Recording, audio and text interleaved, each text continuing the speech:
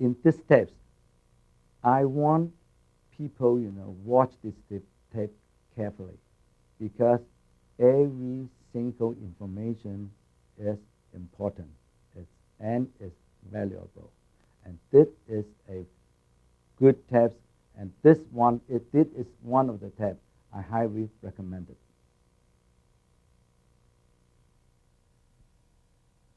Hi, my name is Kartar Diamond, and you are about to watch the Part 2 section of my introductory video workshop. The material in Part 2 hinges on your understanding the information in the Part 1 series. So if you have not personally attended one of my introductory classes, then it would be important for you to watch the Part 1 first.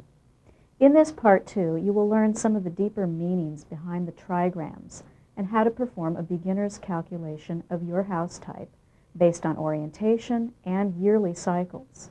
Then you'll be able to apply your beginner's knowledge of the 5 elements to remedy some of the imbalances in your personal environment.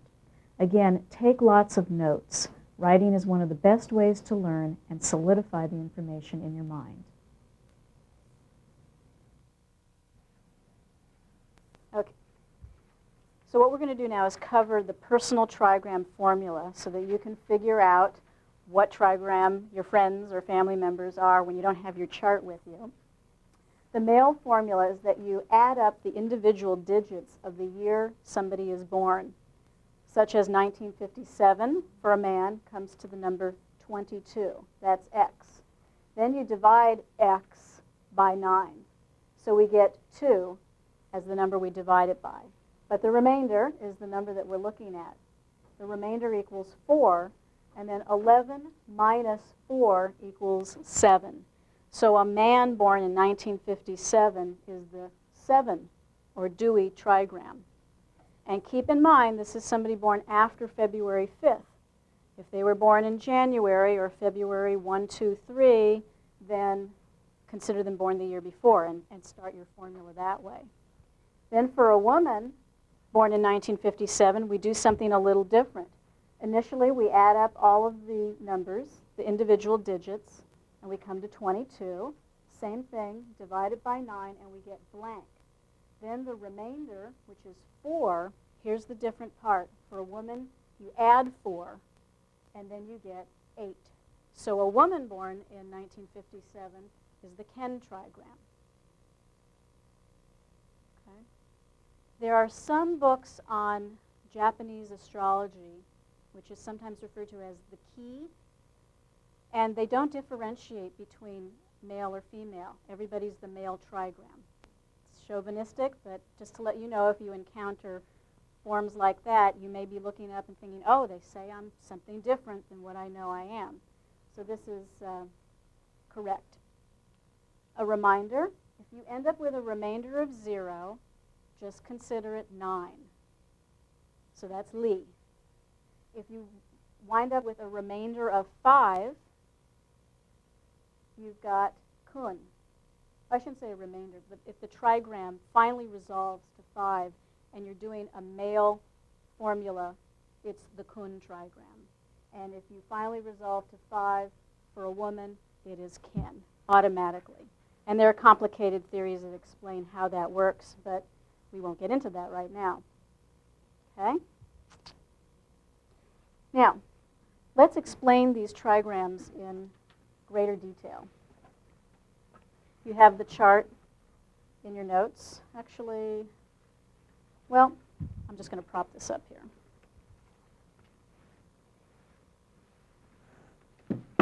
You see that okay? Okay. These trigrams are loaded with meaning, and you're going to get a head full of stuff in this part too.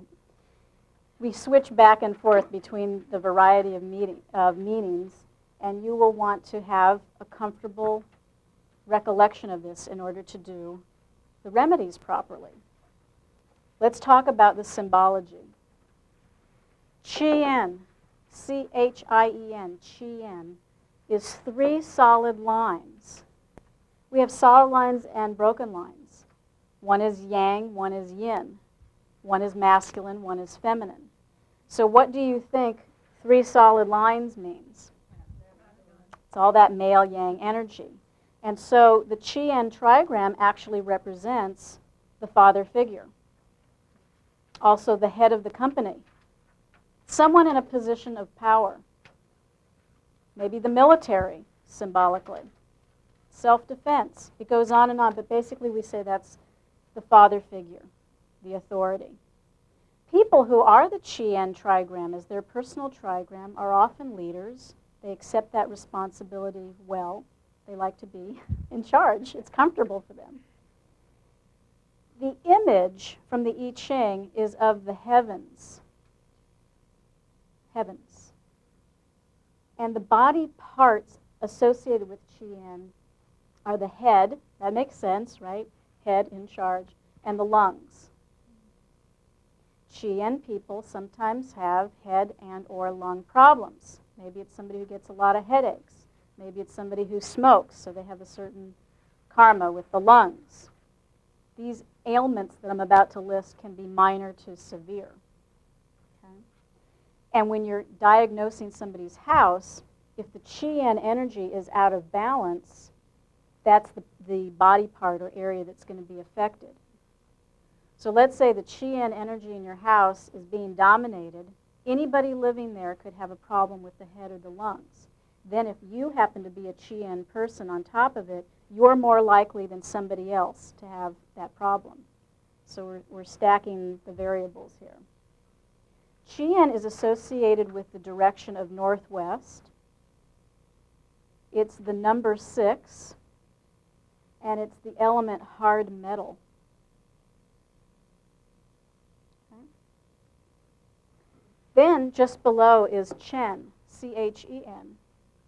When we look at these trigrams, we read them from the bottom to the top. This is line 1, then 2, then 3. So when we're trying to discover what is different from one trigram from the next, we look at the line that's different from the other two. In this case, it's the bottom line, right? You've got 2 broken lines. Now we have a solid line, so that's the one we pay attention to. So we're paying attention to a solid yang line. It's masculine. And it happens to be in the first position. So who in the family do you think it is? Well, Qi-En was the father. Who's next in line? It's masculine. It's the eldest son. Okay? Right, because we're looking at the line that's different, which is a masculine line. So Chen represents the eldest son and also famous people, or a prince. There's a certain regality to it. Chen people are often extroverts or in the entertainment industry. They like to be standing in front of a group of people teaching a Feng Shui class. Chen, it's hard wood. It's the direction of east. It's the image of thunder. Chen makes a lot of noise, just like the eldest son, stomping around. And the body parts that are associated with Chen are the feet, the throat, and the nervous system. A Chen person might work too hard, burn themselves out, workaholic. Or they might have feet problems. Right. And it's the number 3. So fairly soon we'll get into this whole number system, and you just go back to the trigrams. Now we have Kan, K-A-N. What's the different line? The middle line is the different one, and it's yang. It's masculine still, and it's in the second position. So who in the family is? It's the middle son, or it can represent middle-aged men in general. Okay, Kan. Kan is water. It's the direction inherently north. The image is of a deep body of water. In Master Sang's book, I think they call it an abyss, deep, deep water. What body parts do you think are associated with Kan? Think of water. Circulation, blood, kidneys, circulation. and also the ears. We have the little bit of water in the inner ear. Yeah. So when the Kan energy is being dominated in somebody's bedroom, they might have ear problems, or they might have blood or circulation problems. Okay. It's the number 1. Then we have Ken. Top line is the different line. It's yang, it's masculine. And who in the family is this?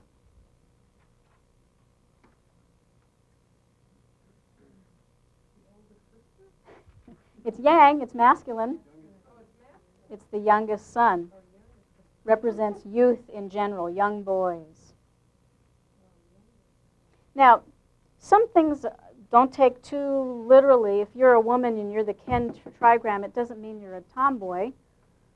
Okay, because you'll just start thinking, oh, well, she's described these as all masculine, but I'm a woman. Does that mean this or that? We don't go that far, okay? Now, Ken is the direction of northeast.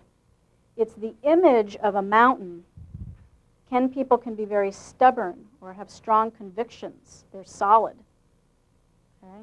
Ken, mountain. And it's the element hard earth. And the body parts associated with Ken are the bones in general, but specifically the hands and fingers. So a Ken person might break their bones. They might have deformities. They might have carpal tunnel syndrome, things like that, the hands. Now on this side, pardon? Oh, the number 8.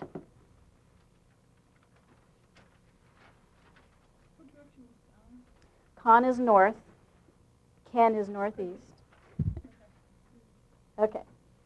Now over here we have the Kun trigram, which is 3 yin lines, 3 feminine lines. So who do you think this is in the family? Oh, yes. The mother figure, the mother image. Okay. Kun. It's the direction of southwest.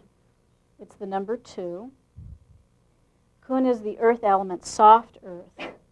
And so the image might be of land, shallow, soil. The body parts associated with Kun is the entire abdominal area. Kun people might have delicate digestion. Women might have menstrual problems or reproductive setbacks. I have a friend who has very hearty digestion. He's Kun trigram, but he's actually been shot in the stomach. So sometimes just either injury or illness to that area. Okay. You can be a Kun and be a male? Yes. Oh, okay. It just reflects some mother energy, nurturing. Question? So what are the personality characteristics? For the Kun, they don't seem to have quite as defined personality traits as some of the others. Like I do encounter over and over again the Chien person liking to be a leader, and the Chen person liking to be on stage, very extroverted. The Kan, the water, is often a really creative person, artistic. Ken people are rather stubborn. That's you, right? No? Who's Ken? Jenny. Oh, your daughter. Okay. I hate to stereotype these though, because there's so much more. But there's some truth to this. The Kun. Okay. The Kun. That's the one trigram that I couldn't say so much about, because with men and women it plays itself out real differently. What did you say about Chien and Ken? Chien is strong. It's hard metal. It's a leader. You said one was stubborn and one was once again stage. Chen is more of the social and extroverted type person. Okay. And Ken, which is strong and stubborn, solid, like a mountain. What's the Ken? Kan? Con. Kan is more fluid. It's water. Sometimes people ask, well, what about the compatibility between different trigrams? If you have 2 Chien people, you have 2 hard metal people, like clashing swords. They might argue as their style of communication. If If you have two kin people, they may not want to budge because they're like two mountains that don't want to move. Two con people, that's water. Maybe they flow really well together, but maybe it's also hard to make a decision, come to a conclusion about something. Everybody, it's like two Geminis, right? It's all kind of spacey. Okay. Sun, S-U-N. What's the different line? The first line is the different one. It happens to be broken. It's yin, so it's the eldest daughter. It's also the image of a traveler or the wind. Sun is associated with the direction of southeast. It's the element softwood. Mm-hmm. Number 4. And the body parts. The hips, low back, thighs, buttocks, legs. And initially the way I remembered that was I thought, well, the eldest daughter, she's traveling, she's moving. What's moving? It's the legs. Sun people sometimes hurt themselves in the low back area or the legs. And as well, they're often very athletic. They have developed that area. Maybe they're a martial artist or they're just very athletic. Sun can be. Li, we have the different line in the center. It's yin. So we have the representation of the middle daughter or the middle-aged woman. Li is fire, and it's also just the image of fire. It's the number 9. It's the direction of south.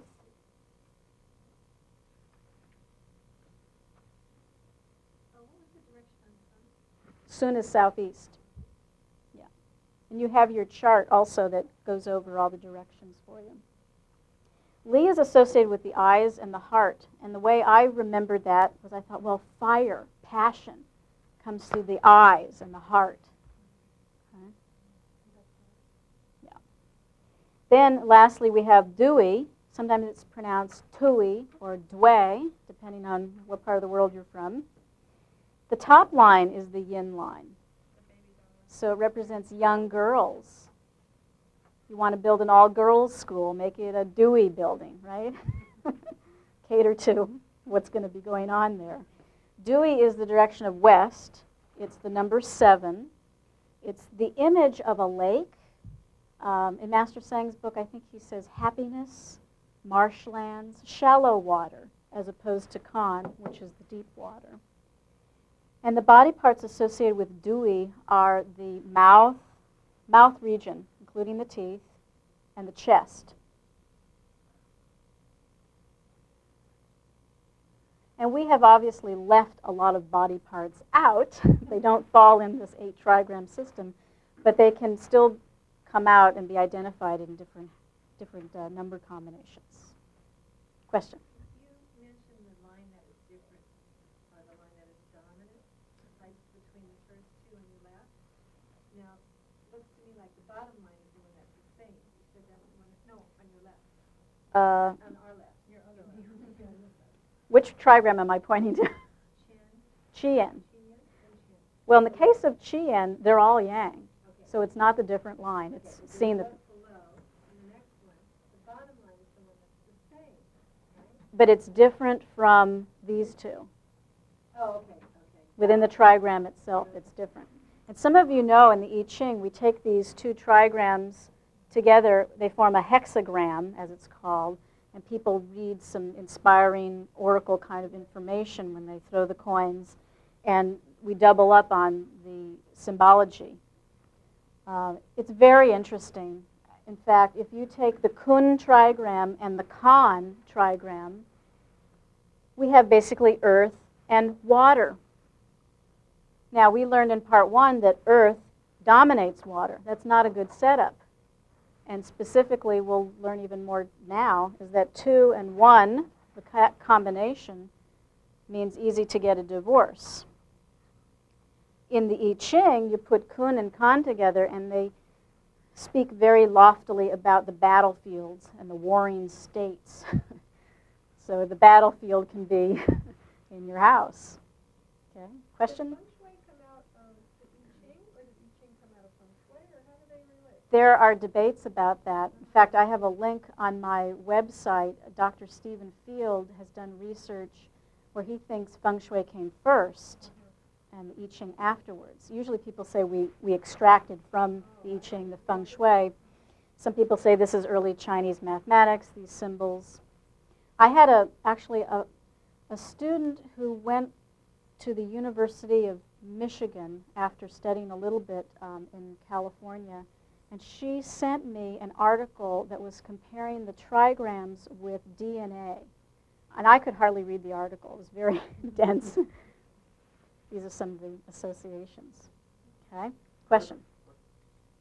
Do you have any stereotypical personality characteristics for Sun, Wei, and Dui? For For Sun? the last three. Oh, Sun, well, it can be a very independent person. It implies independence, movement, energy. Li people, since it is fire, they can be very quick, mentally sharp, fiery. And Dewey, which is the image of the young girl, that one also, I don't see anything really overwhelmingly concrete about the personality of Dewey. It's soft metal, and it plays itself out differently in men and women. So. Oh, so even though you said it was a lake, it's not water. It is the image of a lake, but it's the element soft metal. Yeah. Some of these are very easy to understand, and some of them are not. In fact, Sun is also associated with rheumatism. I don't know where that comes from, but that's just one of the ailments or disorders that a Sun energy can carry with it. Okay? So now that you have your list of what these trigrams mean, we're also going to move on to another list of number symbology when it comes to annual energy. And I think, let's see, you don't have that exact form. Maybe you do. Yes, you do. Okay, we'll go over it. It's on your handout 1.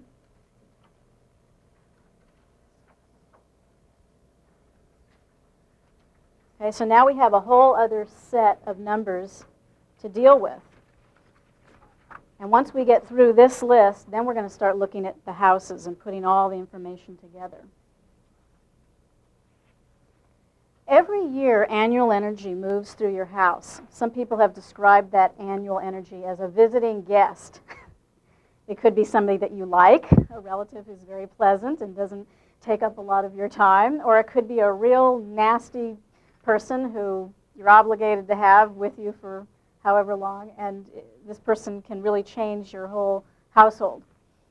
The yearly cycle, we call it the annual energy, and it clicks in every February 5th. So in fact, here we are in January of 99. We're still operating under 98 energy for a few more weeks.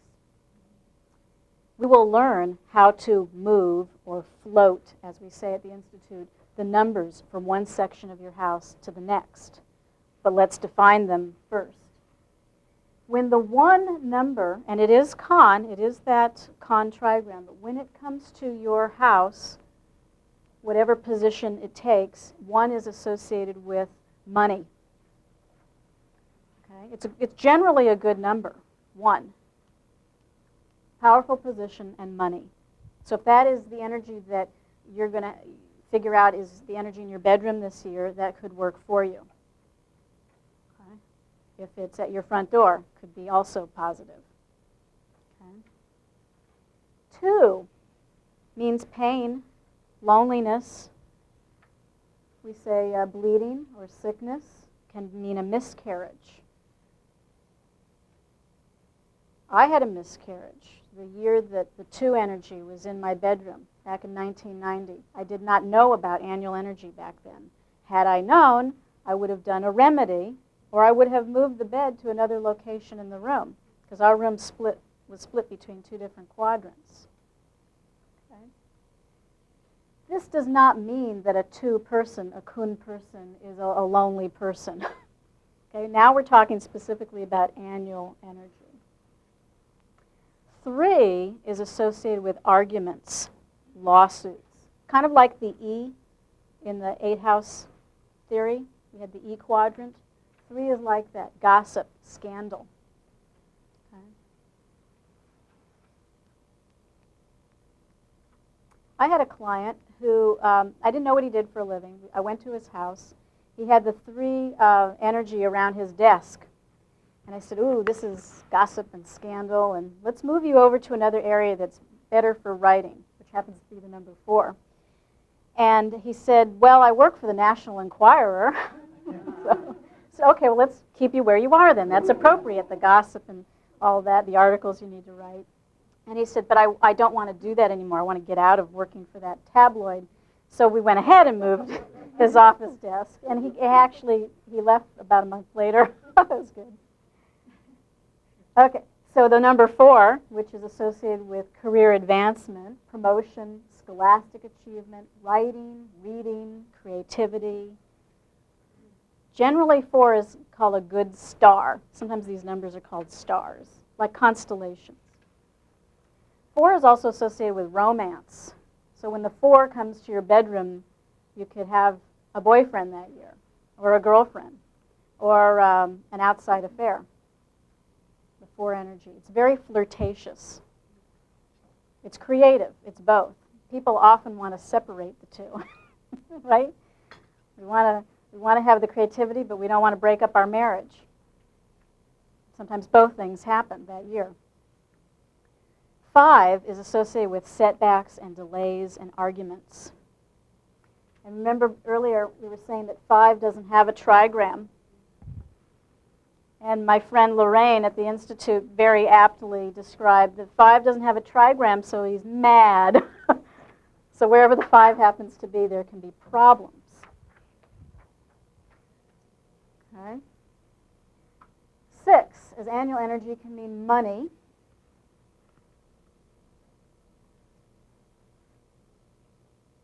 And I think that's a typo. 6 implies power and authority, so correct that in your notes. Yeah, it's power. Somebody might be promoted, but they don't necessarily make more money when the 6 comes. 7 is normally considered a negative number.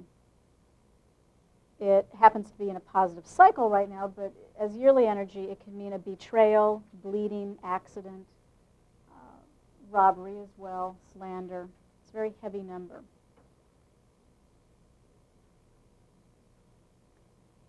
I had a client who had the 7 energy in her bedroom the year I went up to visit her.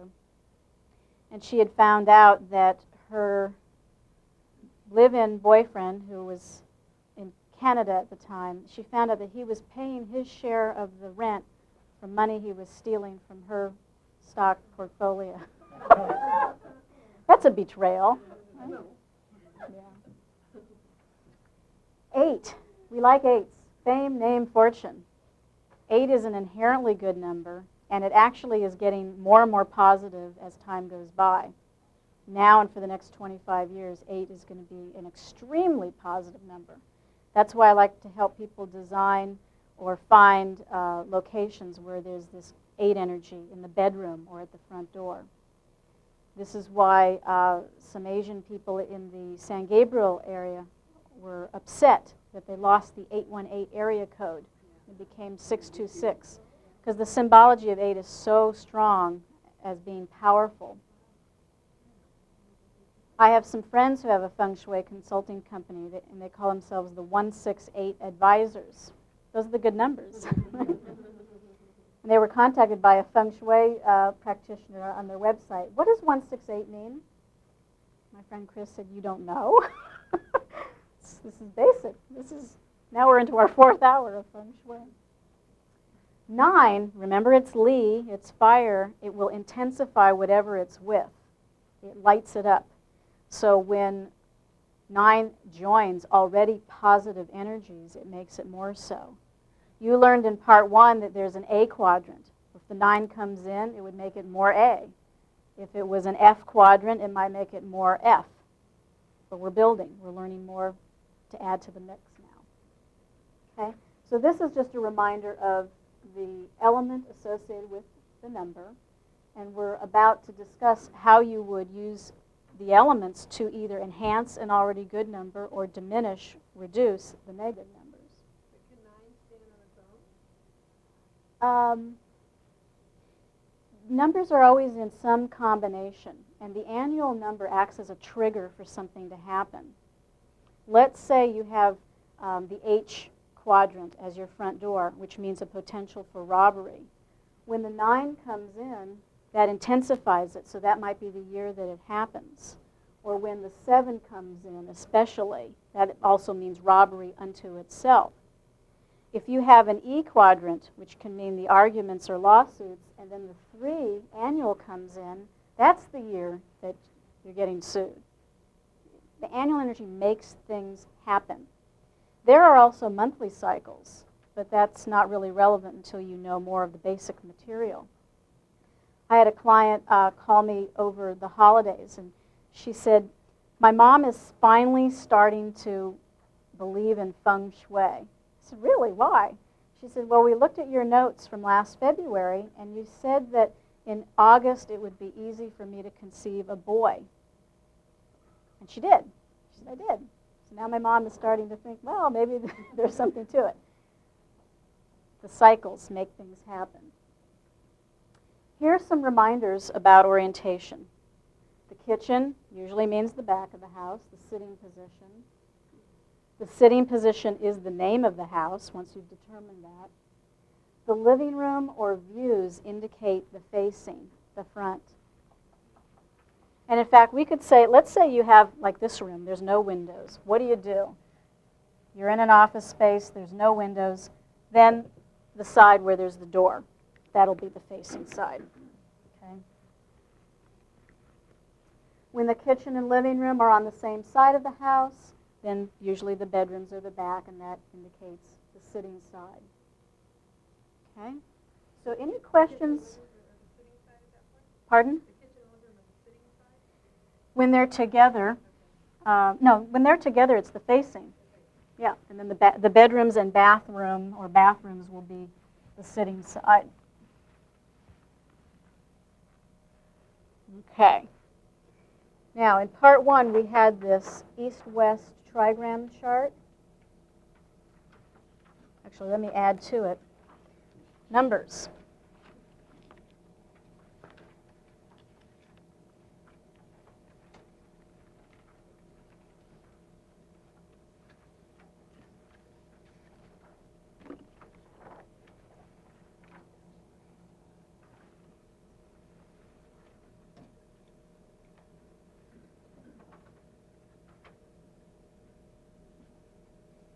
Okay.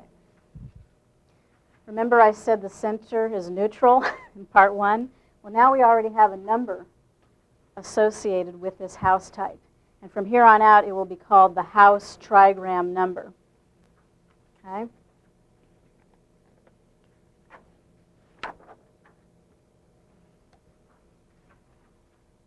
Do you see the correlation? Do you know why I've put the numbers where they are? This is where you would need to eventually memorize the number associated with the trigrams that we just listed. For instance, Lee is the number 9. So we put a number 9 in the center of a Lee house.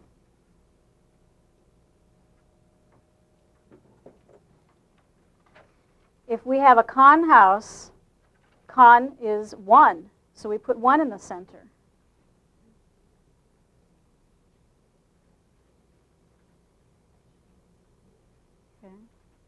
So Jim, your house is Chen, so it's 3. We put 3 in the center. Anybody confused about what to do with their house? Yeah?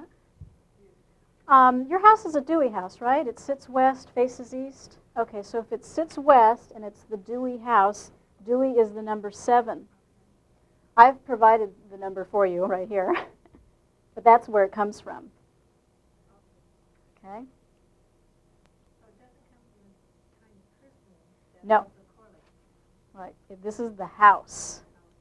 The house's number. I'm glad you mentioned that because I've seen people try to float their own personal trigram number throughout the house, and you do not do that. Okay? Okay. Now there's a certain way, a certain pattern that we float these numbers. Floating means moving. Actually, in the most advanced form of Feng Shui that I practice, we call it flying star. Whether it's flying or floating, it's moving. Okay? The pattern is the same for every single house. It's just that you're starting with a different number. The pattern is that we start in the center.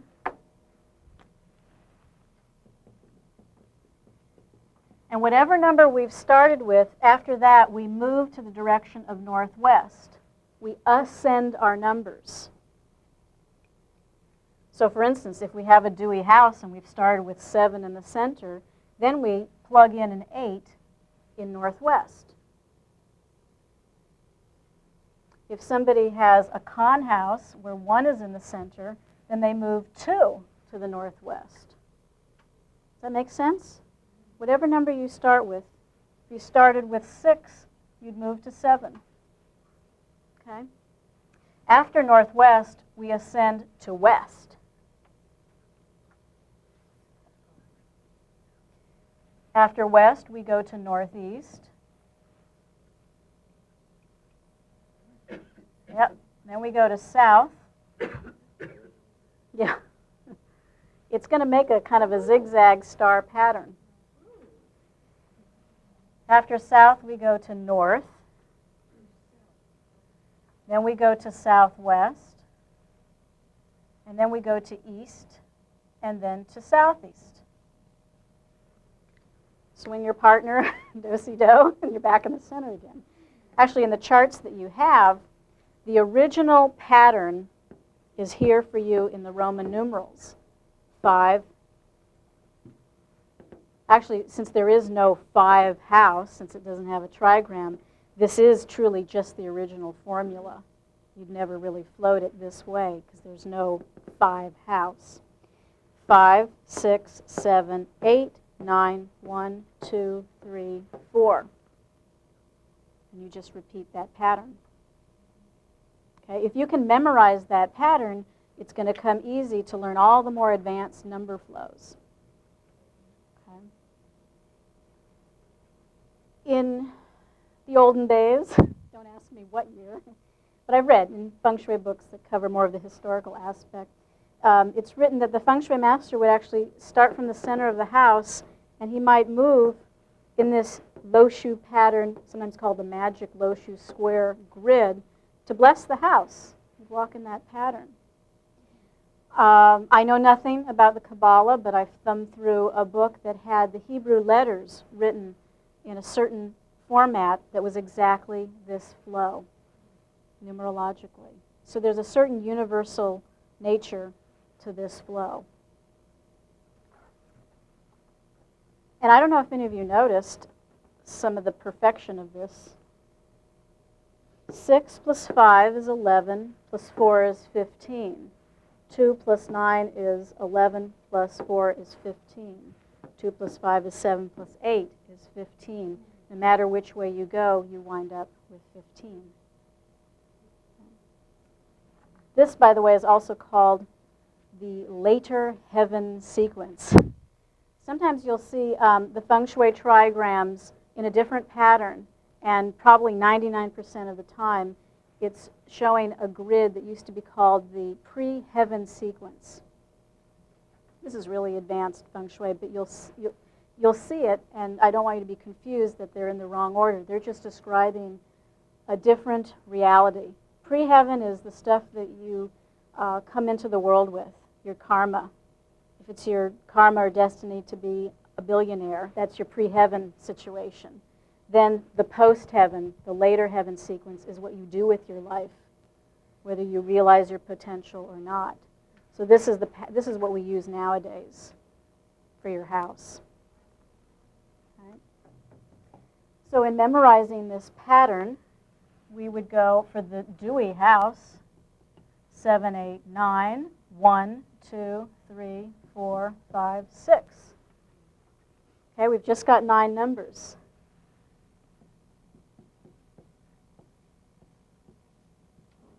Is this clear? Everybody knows? If you started your house with a 2 in the center, you'd move 3 to northwest, 4 to west, 5 to northeast, 6, 7, 8, 9, back to 1. Okay? That's the house trigram number. Mm-hmm. 9 will just return to 1. Okay? Now, we have to add the annual energy. The house trigram is a semi-permanent number because it's based on orientation. Right? We came up with 4 for the Sun house because it's sitting in Sun, southeast. So that's what we put in the center. But now we're going to deal with the annual energy, which clicks every 12 months. In 1998, the number 2 was in the center. After February in 1999, we're going to have a 1 in the center. In the year 2000, we will have a 9 in the center. In this case, we can say that the numbers descend as the years scroll forward. I don't have a chart for this, but you can quickly do this. And I recommend doing this as practice for your house. You can think, oh yeah, back in such and such year, I got that promotion, and the 4 was at my front door. Or in this year, we had that fire, and boy, that fire number was right there where the fire started. So you can see certain things. Okay? So right now we have number 2.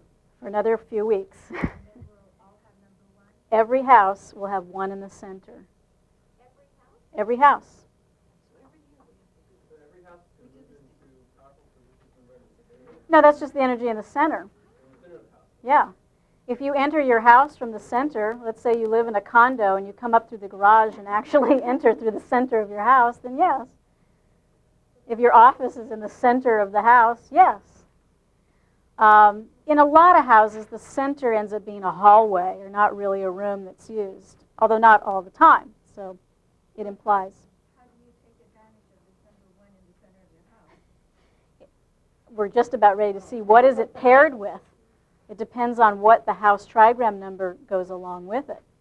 Okay, we're going to learn some definitions. So whatever we put in the center before are the house trigram numbers. Yes, These are the annual. annual numbers. We compare them. This is why, and just to kind of address Bonnie and Aaron's concerns, when people say they practice the compass school of Feng Shui, I've discovered that often they don't, even when they show up with a compass. They may be discerning that, this is east and this is west, and then they go, okay, put water in the north section of the house. Oh, put fire in the south section. Wrong. Everything moves. It moves yearly, and plus we have these 8 basic house types. So that's not compass school. It is true that east is inherently associated with wood, and if you studied Feng Shui further, you would glean more and more information from that. But that doesn't mean that in the east section of your house you always put a plant. Not at all. Okay? Actually, a friend of mine was talking on the phone with a woman she's been on Oprah. She's a very famous Feng Shui person. She has no idea what compass school Feng Shui is. What? Numbers? Okay. Let's do a house type, and we'll see what we come up with.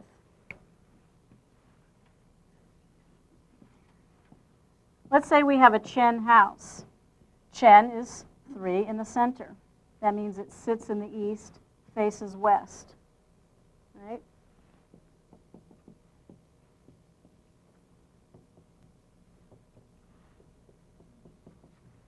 Okay? And we have to float our numbers in that specific pattern.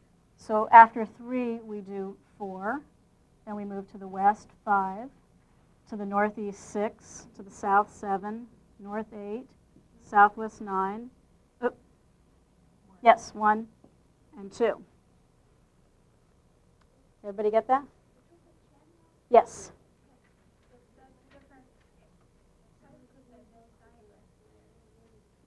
Uh, Oh, you drew it. right. I'm doing, remember aerial view. There's the street. It sits east. So it's a Chen house, and Chen is 3, so we start with 3. Okay? Now I'll put the annual energy for 1999 in the black. So in 1999, we start with 1 in the center, right? And then we move 2 over to northwest, 3 to west, 4, 5, 6, 7, 8, 9. So the numbers in the house have all shifted someplace else. Not what happened. The black numbers are 1999 annual numbers. And the red are the house trigram numbers for a Chen house. Yes. Mm-hmm. Yeah, in fact, for 1998, it was a 5 in the Northeast. And it will become a 4 fairly soon for 99. Okay? Does everybody get how I got these numbers? Okay. Have to cater to all levels of speed and comprehension. Now we have something to work with. We could plug in the letters too, but just to look at the numbers now. When we have 6 and 4 together, what elements are 6 and 4? Well, 6 is metal, correct? And 4 is wood.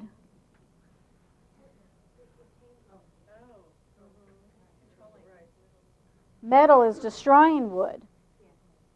Here we have a potential, since 4 is this good number associated with promotion and creative writing, but the house trigram number is destroying it. Metal's destroying wood. So what do we do? How do we fix that?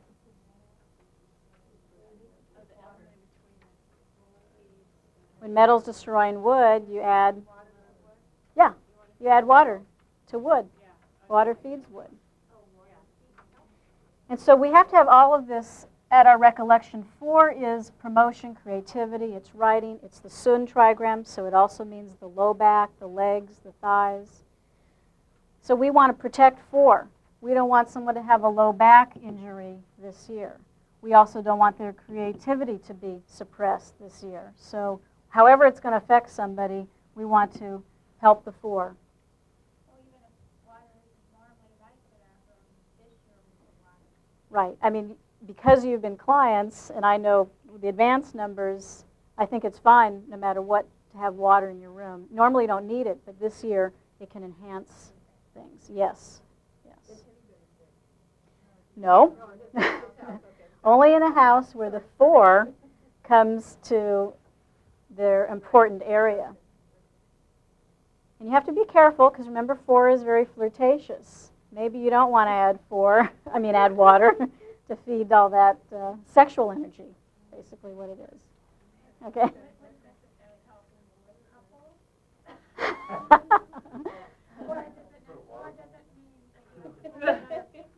Pardon? It usually means outside affairs. We'll talk about the more. Yeah, yeah. If you're single, it's great. I think cycles are totally fascinating to me, obviously. That's why I'm standing here. I have an inherent 4 house trigram number in my bedroom. It's always there. It's the house trigram number. And I had the annual 4 last year, also in my bedroom. And in the months of February and November, I had monthly 4. And those happened to be the 2 months out of the year that some men showed some interest in me. Just a natural cycle. And I put a fountain up there also, but just for the monthly cycle. But it's right in sync. Things happen. Okay. Yes? How do you know which one is destroying which? Because it really doesn't matter whether you have 6-4 or 4-6. Metal, which is 6, will always destroy wood. And in a while, we're going to do a rundown of all the 81 different possible number combinations. But it's true that 1-8 and 8-1 mean almost the same thing, 9-7, 7-9. But you know that one of them is a permanent energy and one of them passes. I wouldn't say, oh, I'm not going to rent that house because there's a 2 annual energy there this year, if you're planning on living there for 10 years, because every house has some negative cycles. The key in Feng Shui is to know when they're coming and neutralize them so that they don't come into full force or happen at all. We say cancel it out. So that's what you do.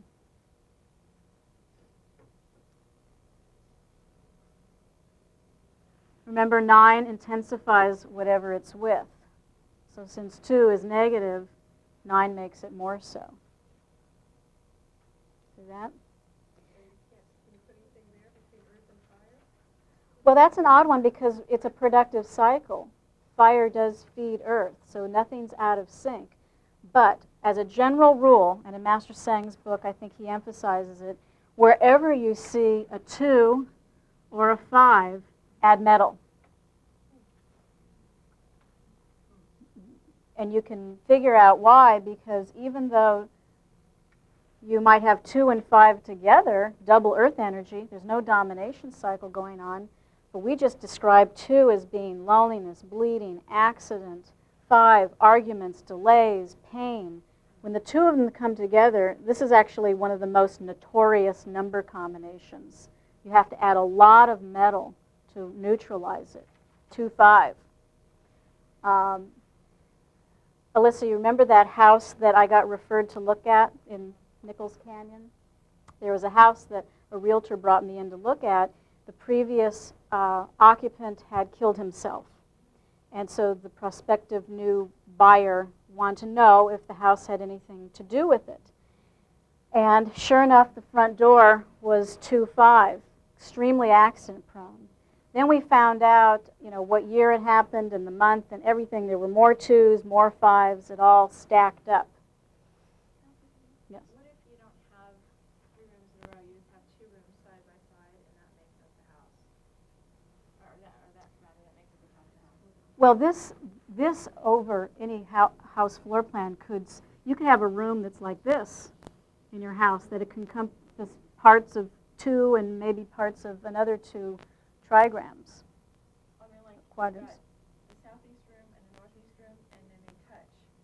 Does that make sense? Right, like this, 2 rooms? But not that far down, only 2 rooms. Right.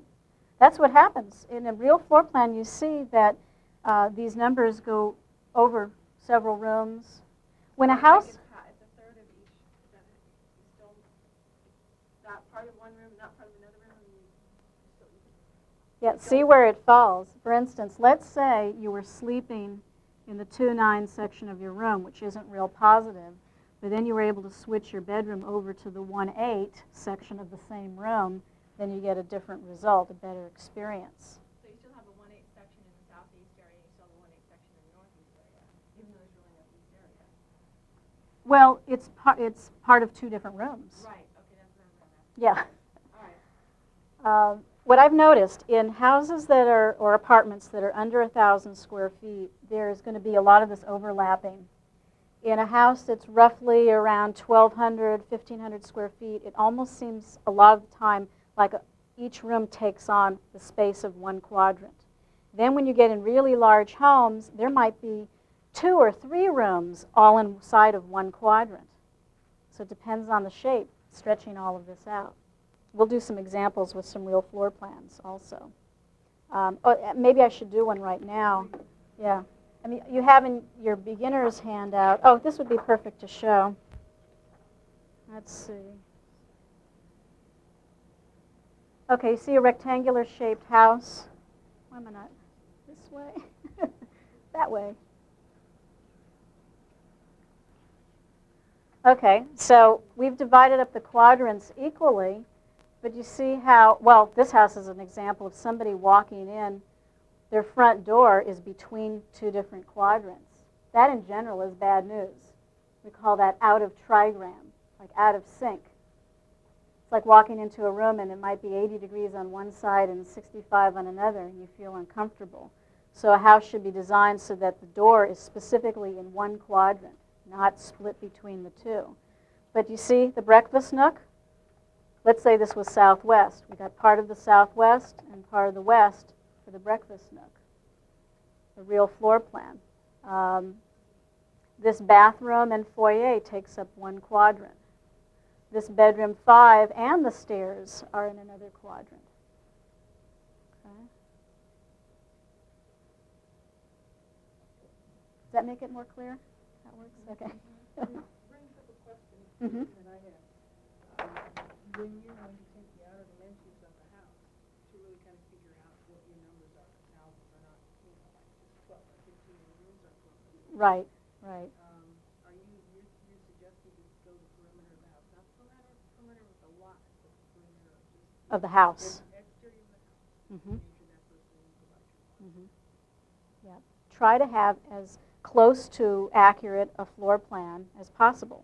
The more accurate it is, you can be exactly accurate within inches. So we're including like a deck that sits off of the back porch. No, just the exterior walls. Don't include decks or patios. Yeah, yeah. What is made it so confusing for me is when you do the boudoir in each room. Yeah. Versus the house, you've now got the 6-4 section and the 1-8 section. Let me grab that same example because we were going to do this as well today. Okay. Let's say that bedroom number 5 down here, let's say this happens to be the east section of the whole house. If that were true, let's see, this would be southeast, south, southwest, west, northwest, north, northeast. Okay. Now, this room itself can be divided up into its own quadrants as a mini version of the whole house, where we could say this is the east, southeast, this is going to come out, south, southwest, west. So we can do a littler version on the room. But generally what you try to do is put a remedy in the correct section of the house, and then within the room try to just at least be in a positive area within the room. But you don't put remedies and elements in every single section of every single room. They would cancel each other out. Well, like for instance, you got the 2 rooms touching, and it's here up by where the red E is. Yes, That would be the 6-4 corner yes. of the 1-8 room. Yeah, like if I put that in this house, let's say I called that 6-4, and then over here 1-8, part of the living room would be in 6-4, and part of the living room and most of the family room would be in 1-8. Just goes over that way. Okay. This is why in Feng Shui, when people move their bed 3 feet, knowingly or unknowingly, they're dabbling in Feng Shui, something might happen because they may have shifted themselves out of a certain quadrant. They're still in the same room, but it's a different energy field. Maybe it's a all in one fell swoop. It might be a better quadrant of the house, better annual energy, better sleeping position for the person, and then something dramatic happens. So that's how it works. Okay, let's see. Let me draw another example.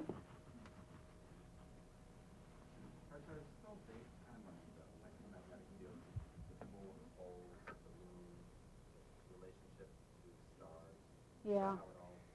Yeah, that's why it's called the flying star. It's the house as it's being built, and once the roof goes on, it's captured some time and space. So it's both earthly energies coming from below and the stars, the constellations from above. People and buildings are sandwiched in between. And we are affected by the movement of the stars, maybe women more than men, I don't know, but people have historically planted crops according to the cycles of the moon. And as much as we try to alienate ourselves or detach ourselves from nature, we are still a part of it. So it's a natural physical laws. And I call it a magnetic field. It's not the same as electromagnetic fields, but is a type of magnetic field. Okay.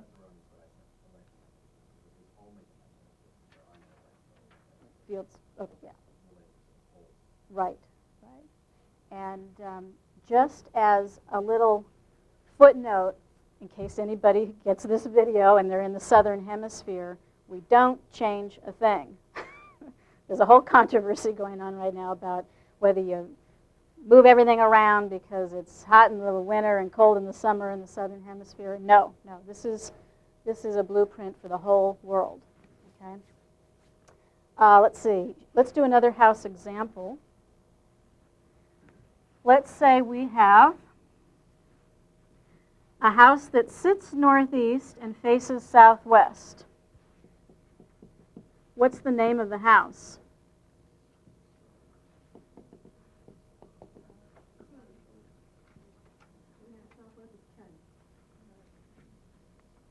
Right, because we look to the sitting position. Northeast equals Ken. Ken equals 8.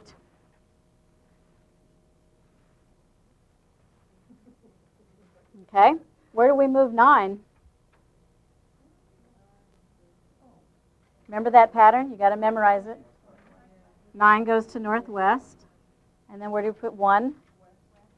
2? 3?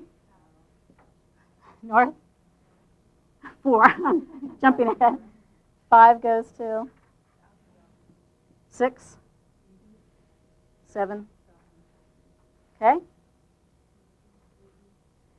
And you want to add this year's annual energy or last year? This year? Somebody's house? 1999 energy, we'll say. Okay, remember, everybody's got a 1 in the center for 1999. So then we move 2 to northwest. Oh, it's interesting. Yeah, the number combinations in different locations, but similar number combination. So let's do another year just to see if I can get some other examples of other number combinations. You want to go back to 1995? Put a 5 in the center? Let's try that. Okay, so we go 5, 6, 7, 8, 9, 1, 2, 3, 4. What if that's their front door? What's the letter, by the way, for a Ken house for Southwest? It's pretty good. It's probably A, I think.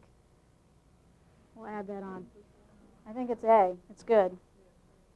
But we've got 2 lousy numbers here. 5 and 2. Accident prone. White is metal. So you can absolutely have complementary colors. No problem with that. But what's more effective than the color is the object made out of copper, bronze, steel, iron.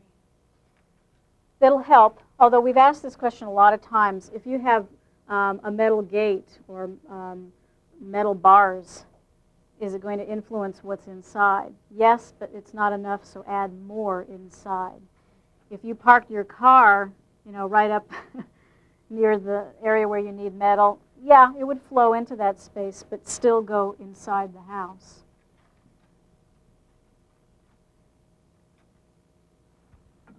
What's a red car? A red car? Pop quiz. If the overwhelming color catches you, yeah. Okay. Yeah, you can find a way to inconspicuously, that being the key word, underline it, to the interiors. Have a wrought iron entry table. Have some silver picture frames. Hang a clock that has metal moving parts back and forth. Okay? Don't hang a wind chime, though, in the 5-2. Master Sang explains in his book, and we know it through advanced studies, that the wind chime represents the number 6. And when you throw a 6 towards 5 and 2, you can make the house haunted. And I've had validation from clients. This is what they did unknowingly, hanging a nice wind chime. Something about that. It creates that atmosphere.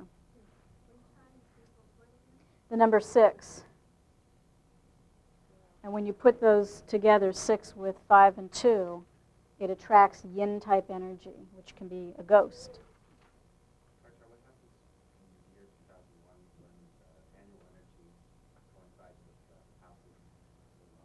Oh, it was come. It'd be 8-8. Yeah. That's an advanced case study class at the American Feng Shui Institute. We call it the moneymaker year. So the northwest section will be really powerful. When it's 9-9. or the north, 4-4. Make a baby. Oh, the center of the house, all that 8 energy would. Yeah. Oh, this goes so deep. It's frustrating for me to only have a couple hours with you because you get more and more information out of this when you really study the trigrams and all their intricate combinations. Because right now you have a house trigram number and an annual number. There's 3 more important numbers. And when you have them all, and you add the letter on top, and then you add the personal trigrams of the people who live there, that's how we can say, oh, your husband cruises bars. Next year he's going to get a sex-related disease. Oh, how can you be so specific? It's because over and over again, these patterns have established a predictable outcome. When we have 2 and 5 and 7, 9 all come together, it means a fire. You know? So when you see a negative number coming up, you try to cancel it out so that it isn't going to act like the trigger of the gun, waiting for something to happen. Okay? Now in this case, we have 1, 4. It's likely that that might be a back bedroom in a house, right? 1 is water, 4 is wood. Water nurtures wood. Could you say at that point then that would be good to, that year, do the office in that room? Do what to the office? Make an office in that room? Occasionally, I might recommend somebody use one room over another in a particular year if it's really going to make a huge difference. Or use a different door one year over the other. Maybe one year you've got a side door that's 4 and a front door that's 2. So maybe for the year you should go with the positive door. This is what people do historically also, changing doorways completely to allow for good chi to enter the house. The energy, once you open up the front door, it activates the dormant energy. Here we have a mixed message, 2-8. 2 is earth, 8 is earth. There's no domination cycle going on, right? It's double earth. But we know 2 has these negative attributes, 8 has the positive. What are you going to do? If you add metal to reduce the 2, you've also reduced the 8. If you add fire, you have increased the negative as well as the positive. So you have to ask people, what's more important to you, your health or money? Not everybody. Not everybody. Usually we try to take care of the health. If you don't have your health, the money is eventually going to fall apart too. Are you saying if that's a doorway, or can it be that you don't participate in that room? Doorway, bedroom. If your 2-8 quadrant is 2 closets between 2 rooms, you're not going to experience it. It's just where it falls in the house. Okay? For 2-8, usually we would leave it alone because if you add metal, you reduce the loneliness and the accident-prone nature of 2, but you've also reduced the money potential because earth wants to go towards metal. If you add fire, then you increase the money, but maybe now you've got stomach problems. So it's a mixed message. Sometimes we're stuck. Sometimes we can't do certain things. If you have this next year, it looks like we'll have a 1 and an 8 and our backsliding door. So is that like a weird thing to do because it would be way too inconvenient To use your back door? we have to open up the side gate, walk around, and just sliding door. I don't know how we make it open on a regular, That's a tough one, too, because I know the advanced numbers for your house and can't say the front door is better than the back patio door anyway. You have good annual energy coming to the bedroom, though. We'll see what else we can do with that. No, what I'm teaching now is the house trigram number along with the annual because, well, your case is classic. When we don't know for sure when the house was built, we're reduced to using these numbers that aren't reliant on when the house was built. When Master Sang travels around and maybe he goes to some places in Asia where there's no record of when the structure was built, then we go back to this beginner's formula so that at least on a yearly cycle you can enhance the good and diminish the bad. But this isn't the whole picture. I would say, well, people have been calling me now in January asking me whether they should change anything starting in February. And some people I've said, no, keep everything the same. Other people, it's some little shift, one or two changes. So you're not reinventing your house every year. The really critical numbers don't come to those spaces every single year. Okay? Sometimes you leave it alone. Okay? I use all the numbers now. So, a break. Yeah, what time do we have here? Woo, okay. What we'll do is we'll take a little bathroom break, and then when we come back, we're going to practice doing a compass reading outside this conference center so you can get real experience holding a compass. We'll do that, so let's take a little break. Thanks.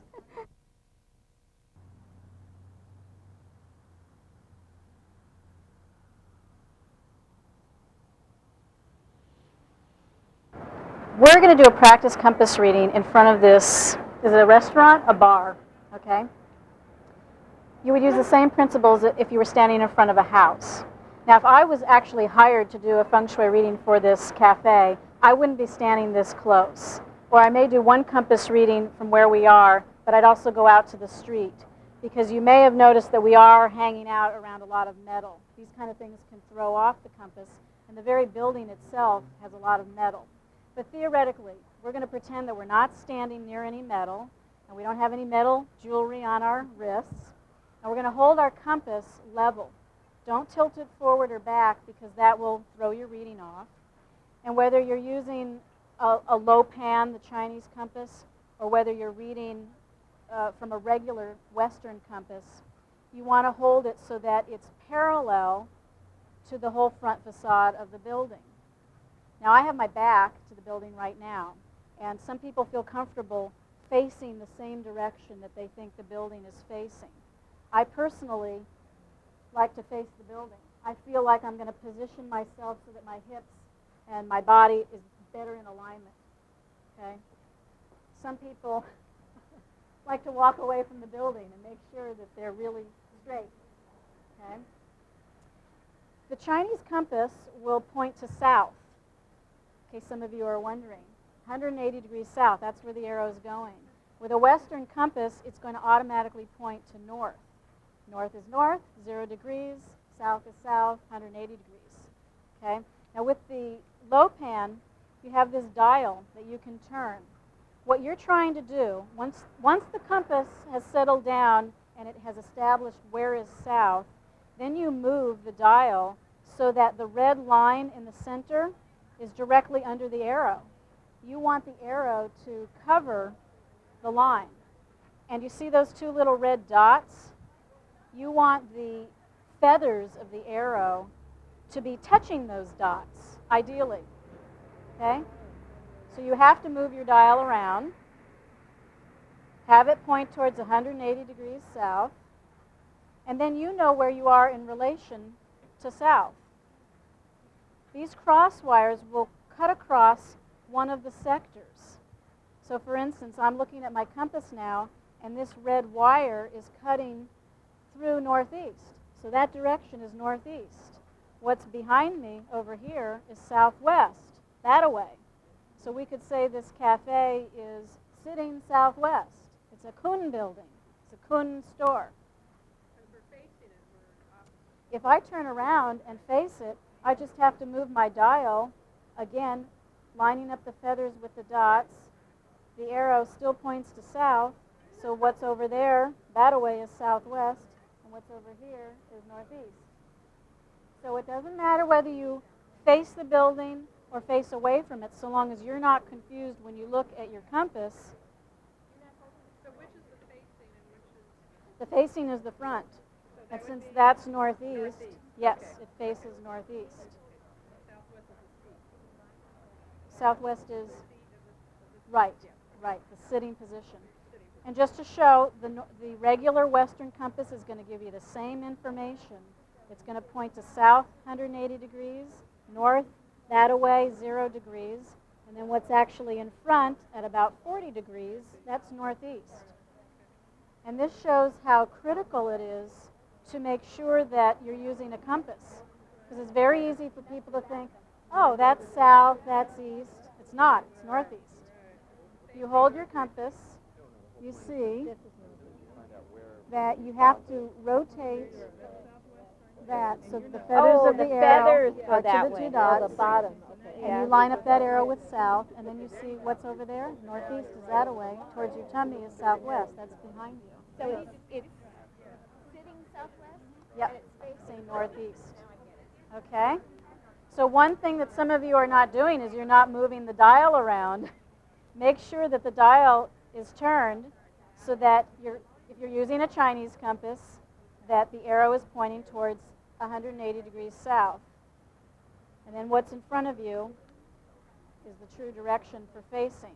The opposite will be the sitting. You only need to know the numbers if you don't have a Chinese compass because it's not far. I mean, Right, because on this western compass, we have north, south, east, and west, but we don't have the division. It doesn't show you clearly that northeast ends at 37.5 degrees. This is showing 40 degrees. Could be between north, northeast, and dead on northeast. So, okay. Well, in some ways they're easier. They're bigger to read, bigger print, and for the future, when you get into advanced Feng Shui, it makes a huge difference whether the building's facing northeast or north-northeast or east-northeast. Every 15-degree increment matters. For now, we just have 8 basic house types. Facing rather than sitting. Well, the facing will be the opposite of the sitting. I know, but like here you have the degrees that go here and the degrees that go here. What do we need to know either one and why? Well, what's behind her is the front side of the building. That's northeast. What's ahead of her is southwest, that away. That's the back of the So building. you say sitting at something degrees or you say facing at something degrees? Either way. Doesn't matter. but Either later way. on when you're more advanced, Yeah. these sections even Right. mean something? Right, we would say this is O to C as opposed to P to D. And there are Chinese names, Ming, Ping, very complicated in Chinese. But these 15-degree sectors are called mountains, and there's 24 of them. So the sitting, the mountain side is critical. Okay? So, what else? Anyway, we hold this, whether the name's here, back here. Yeah, disregard the name part. You just want to turn this compass so that those feathers are touching the little red dots and the tip of the arrow is pointing to south. And then you know where you are. That's northwest, that away. That's southeast, that away. So the stores on Olympic for this whole complex face southeast. They sit northwest, so they're Chi-En stores. This whole row of stores are Kun because they sit southwest. Up here we've got, we also have the Chi-En building. Okay. So you are the sitting position is what you are. Right, right. That's the name. Okay. Now you mentioned if we're sitting in the middle of the line. Would that happen? It does happen, but it's not so much the case with this neighborhood. See, again, you have to turn this all around. Again, holding it level, making Right. sure one side is level or parallel to the building. But you mentioned something about where you're nowhere or Right. That would be the case if, let's say, the building faced northeast at exactly 37.5 degrees. Then we have a problem. Yeah. Right. You don't want to do that. Okay. So we could even do a close-up. If a building faced between one of the major house types, right on one of these major lines, it's called out of trigram, which is not a good way to start a building. That doesn't happen very often. But once we move this around, we'll have a more clear picture of the alignment. And again, don't stand near metal. If you were actually looking at a big complex like this, you may even want to go to a neighborhood on a parallel street to get away from all this metal. And with cars and cell phones and everything whizzing by, it can throw the compass off. But we're doing this theoretically. And if you were looking at a house, you get your reading from the front and then also go to the back. And if there was any discrepancy between the front and back, go with the back, the spine. That's the sitting that's more important. Okay? So I think this is good enough, unless anybody has any other questions about how they're supposed to stand. Remember, parallel to the whole front facade. Look down. Don't put your compass in your car for 3 years. That'll ruin it. Okay? Okay, so we can talk more inside. Okay, so now we've done our outside compass reading. And I just want to say before I forget, so I don't forget, what you've learned in the Part 1 class and what you're learning now in the Part 2 is based on Master Sang's book. This is a text. So if you want to have a backup review, if you don't want to watch this video umpteen times and want to flip through a book, we're basically using Master Sang's beginner's number system teaching now, the principles of Feng Shui. Now, it's a self-published book, so unfortunately, as of today, it's not found easily, let's say, at Barnes & Noble. But you can order it. You can order it through the Institute. You can get it from me. We have plenty of copies, okay? It's one of the best books out there. And I've created, for those of you just coming in, a little cheat sheet of the house trigram number planted in every single of the 8 house types. I want you to learn it, but just so you're not doing things haphazardly from the beginning, that's the proper flow. Okay? Has everybody written this in? Yes, no? Okay, because I want to remove it fairly soon and get to all these number combinations and go down the list and... Okay, does anybody have a question generally about how to do the compass reading or anything that was still confusing? No? That was pretty clear? What was supposed to be facing the entrance? You don't have to, but you just want to make sure you're parallel. Like as I was doing outside, if let's say this is a house. If I'm standing like this, I'm pretty much parallel. But if I'm standing like this, do you see how sloppy that is? That's all that matters. Yeah, just so your back is parallel with the facade. Or if I turn around, I'm parallel with one wall. Once you know what one wall is, then you can assume that it was built correctly with parallel and perpendicular walls.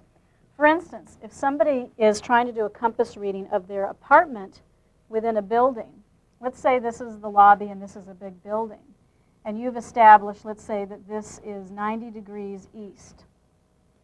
You're doing your reading outside, but then your apartment is over here in the back of the building. Maybe your door is over here. If this is 90 degrees east and the back of the building is west, then we have this is a north wall and this is a south wall. So you've done your reading outside, and then you can assume that it was built properly where this is a little west wall, north, east, and south inside your own unit. You don't have to and should not stand in the hallway inside your building trying to do a compass reading, or for that matter, even out on the balcony, because you're too close to the building. The metal of the building is going to throw your compass off. Okay? So I have been to apartments that had things were not parallel or perpendicular. They're kind of crazy. That happens too. Okay, so now does everybody have this written in? I guess I should say if you don't, then we'll look at it later. Okay, so these number combinations come up. If there's 9 numbers and they're paired, we have 81, 9 times 9, 81 different possibilities of translating these numbers. These are all printed in Master Sang's book, but I just want to use this as a reference because I like to add to some things that aren't written here. Okay. When 1 and 1 are joined together, 1 is an inherently good number. So it says here, good for academic achievement, artistic creativity, good for money, but because 1 is Kan, the Kan trigram, and it's associated with the ears and the kidneys and blood, we have to know what else is going on because maybe it could have a negative influence on the health. We need to have a Part 3 and Part 4 workshop in order to understand those ramifications. Whether it's 1-2 or 2-1, we have earth destroying water. 2 is earth, water is the 1. So we want to add metal because we want to reduce the power of the 2 earth and feed the 1 water with the metal. So if somebody's bedroom, let's say, was 1-2 or 2-1, if they have a brass bed frame, that's a lot of metal. So they have more than enough metal. Okay? If they have a red bedspread in the room, what's happening? Fire feeds earth, they've made it worse. They're feeding the very element that's doing the dominating. So you yank it out of there.